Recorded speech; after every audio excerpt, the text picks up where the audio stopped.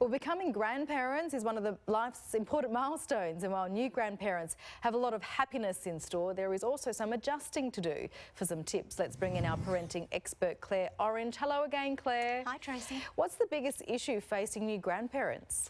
Well, I think issues probably gives it a bit of a negative thing, but I think, change is hard for most human beings, Tracy, and I think the changing role from being, a parent into a grandparent is probably one that a lot of grandparents have to really wrap their head around is, what is that change going to mean in their lives in terms of time, their role, their involvement, and it just requires a bit of thought from a grandparent. Well, what are some of the things a new grandparent could be asked, and how should they respond?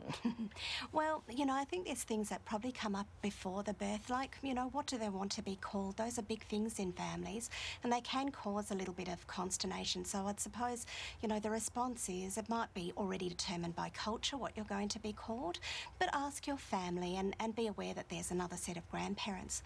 And then there's bigger concerns like finances. What's the financial involvement? What's the childcare involvement? And the response from a grandparent in that case is to really decide what you would like to give and how you're going to offer that to your family. So being sure of what you want as well. There's proximity, do you move into the back bedroom? Is that what they want or not? So there's lots of things that grandparents need to really think about as they go into that new lovely role. Yeah, hopefully for most families they're on the same page. Absolutely. Is it really a case of following the lead of the parents as well? Like, do the parents actually call the shots?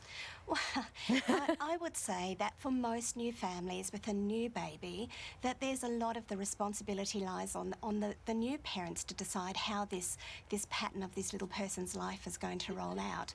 But grandparents, they have a significant role and a lasting role in a child's life. So while you can take most of the lead, in terms of things like childcare, we want our grandparents to actually be active in deciding how much they give and what their boundaries and limitations are, because it's good for their health as well. Absolutely. What are your 3 top tips for new grandparents? Right, so things that we want grandparents to think about is to firstly really love and embrace their role, Tracy, because it's a massive celebration and they're so terribly important to our grandparents. And the second one is to think about, as a grandparent, what you want that role to be with that child, and to really take time to curate and sculpture that role, because it's your experience too. It's your second roll around with a little person.